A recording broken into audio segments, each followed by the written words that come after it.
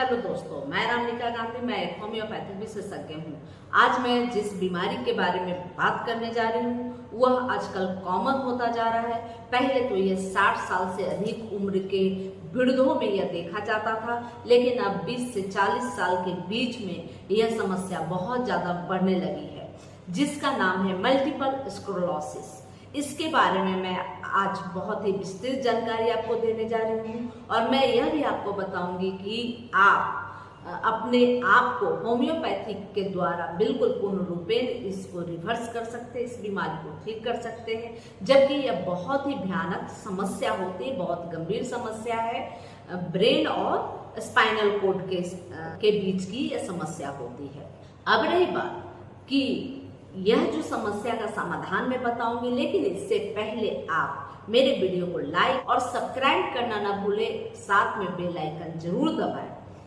ठीक है, अब मैं आपको आगे की जानकारी विस्तृत से दूंगी। आप ध्यानपूर्वक जरूर पूरी वीडियो को देखेंगे ताकि आपको समझ में आएगा, क्योंकि ये मल्टीपल स्क्लेरोसिस की जो समस्या होती है बहुत ही गंभीर है और लोग इसको नजरअंदाज करते हैं। पहले तो इसके विषय में लोगों को जानकारी ही नहीं है कि वो मल्टीपल स्क्लेरोसिस से परेशान है, पीड़ित है, उनको मल्टीपल स्क्लेरोसिस के कई अटैक आ चुके हैं और यह धीरे धीरे बहुत ज़्यादा गंभीर होता है। ब्रेन को बहुत ज़्यादा क्षति होती है।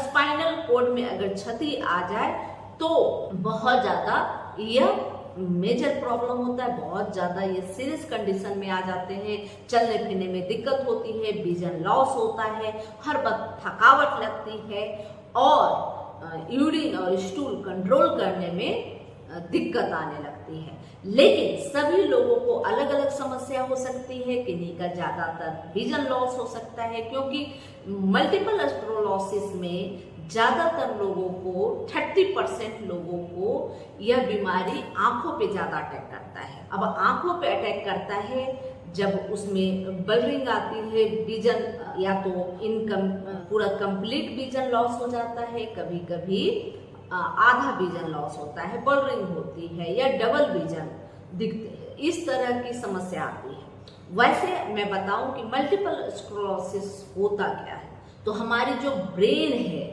बहुत ही जटिल होती है, यहाँ की संरचना।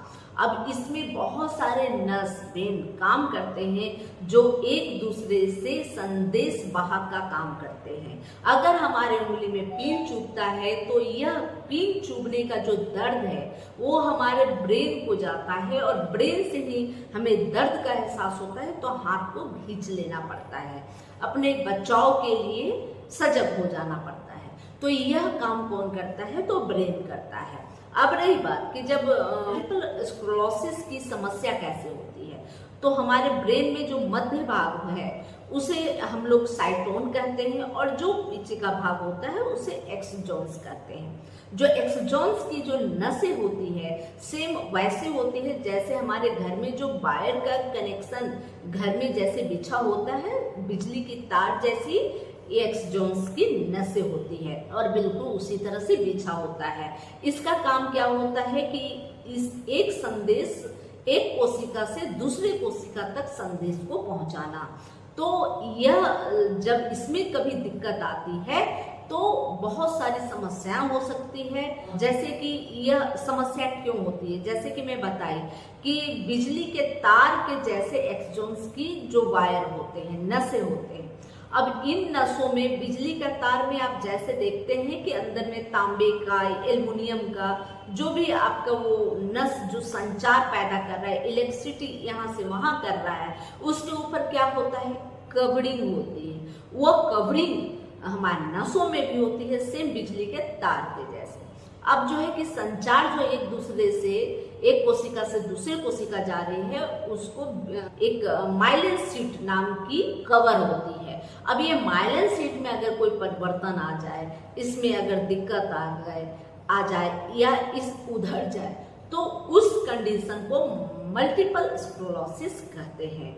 और यह समस्या बहुत समय तक तो लोगों को पता ही नहीं चलता और इस समस्या से आए दिन उन्हें दो चार होना पड़ता है। यह बहुत सारे कॉमन होते जा रहे हैं ये समस्या और बहुत लोगों को यह मिल रही है, बहुत लोगों को यह हो रहा है और धीरे धीरे उनकी शरीर अस्त व्यस्त हो रही है। बहुत बार उन्हें सुस्ती लगती है, हमेशा नींद सा महसूस होता है, हमेशा थकावट लगता है। जबकि वो पैथोलॉजिकल टेस्ट करवाते हैं, उनका जो है उनको लगता है क्या है, साधारण सी भाषा में उनको लगता है कि खून की कमी हो गई है शायद, या कोई विटामिन की कमी हो गई इसलिए कमजोरी लग रही है। तो इस तरह के भ्रम उनके अंदर होते हैं। वो टेस्ट भी कराते हैं, टेस्ट में सब कुछ सही भी आता है, लेकिन इसके बावजूद भी उनको थकावट, कमजोरी बिल्कुल बरकरार रहती है। ऐसी स्थिति में आपको एमआरआई करानी चाहिए। एमआरआई से ही यह पता चल सकता है, आपके नर्व सिस्टम के जो टेस्ट होते हैं न्यूरोलॉजिस्ट के से मिले और न्यूरोलॉजिस्ट के द्वारा जो सजेशन दिया जाता है आपको टेस्ट के लिए, तो आप जाएं और आप कराएं। इससे ही क्लियर होता है कि आपको मल्टीपल स्क्लेरोसिस है या नहीं है, क्योंकि ऐसी कंडीशन बहुत सारे पेशेंट को आता है। वो सब रिपोर्ट लेके आते हैं, देखिए सब कुछ सही है, सब कुछ नॉर्मल है, विटामिन की इतनी सारी दवाइयाँ खा ली, कुछ नहीं फर्क पड़ता, मैं अक्सर कमजोर और एकदम थका हुआ महसूस करता हूँ। बहुत सारे लोगों को यह परेशानी होती है। ऐसी स्थिति में हो सकता है कि आपको मल्टीपल स्क्लेरोसिस है। बहुत लोगों का विजन लॉस हो जाता है, धुंधला दिखता है, ब्लर दिखता है। यह बहुत लोगों को पूर्ण कंप्लीट अंधापन आ जाता है और यह कुछ वक्त के लिए होता है। कहने का मतलब यह है कि जो मल्टीपल स्क्लेरोसिस का दौरा आता है कुछ वक्त के लिए आता है और फिर खुद ब खुद ठीक हो जाता है। लेकिन इस तरह से अगर बार बार आ रही है तो यह समस्या गंभीर हो सकती है और इसके बाद मॉडर्न साइंस में इसको पूरी तरह से रिकवर करने का कोई मेडिसिन अभी तक नहीं है। अगर शुरुआती दौर में अगर व्यक्ति सजग हो जाए, न्यूरोलॉजिस्ट से मिल ले, तो हो सकता है कि उनके सुधार के लिए दवाइयां हैं और वो दवाइयां ले सकते हैं। पहले के समय में रोज दिन इंजेक्शन लिया जाना पड़ता था, लेकिन अभी बहुत ज़्यादा विज्ञान तरक्की कर लिया है। उसके पहले रोज दिन मतलब प्रतिदिन आपको इंजेक्शन पे निर्भर रहना पड़ता था, उसके बाद वीकली हो गया, फिर अब मंथली हो गया। बहुत सारे सुधार हो रहे हैं कि इंजेक्शन ऐसे लिया जाता है। शुरुआती दौर में इनिशियल स्टेज में जो दवाइयाँ लोग देते हैं वो इम्यून थेरेपी टाइप का दवाई देते हैं, जिसको स्टेरॉइड के रूप में दिया जाता है और उसमें कुछ सुधार देखा जाता है। उसके बाद प्रोफाइल ट्रीटमेंट होता है, मतलब फिर भविष्य में इस तरह के दौरे ना आए इसके लिए, इसके रोकथाम के लिए दवाई दिया जाता है। एंटीफिरोन के इंजेक्शन दिए जाते हैं और एंटीफिरोन के इंजेक्शन से सिर्फ फायदे नहीं लेकिन नुकसान भी साथ में होते हैं। जो भी दवाइयाँ जैसे स्टेरॉइड है, यह दवाइयाँ क्या होती है, यह दवाइयाँ आपको जितना फायदा देती हैं त्वरित लाभ देती हैं और आपके आगे के समय के लिए बहुत ज़्यादा इसके साइड इफेक्ट भी होते हैं। तो इस तरह से यह मॉडर्न साइंस में पूर्ण रूपेण अगर बहुत ज़्यादा दौरा हो गया है, बहुत ज़्यादा आपके नस डैमेज हो गए हैं, तो उसका रिपेयर, उसकी रिवर्समेंट बिल्कुल भी एलोपैथिक में नहीं होती, लेकिन होम्योपैथिक में बहुत अच्छा इसका रिजल्ट मिलता है। और होम्योपैथिक में जैसा कि मैं बताई कि एक दवाई 1000 बीमारियों को ठीक करती है और एक बीमारी के लिए 1000 दवाइयाँ निर्धारित होती है। लेकिन अब 1000 दवाइयाँ हैं तो क्या सभी व्यक्ति को दे दिया जाए? नहीं, ऐसा होता ही नहीं है, क्योंकि एक व्यक्ति की जो समस्या है उसमें आपके डॉक्टर खास दवाई चयन करेंगे और आपको देंगे।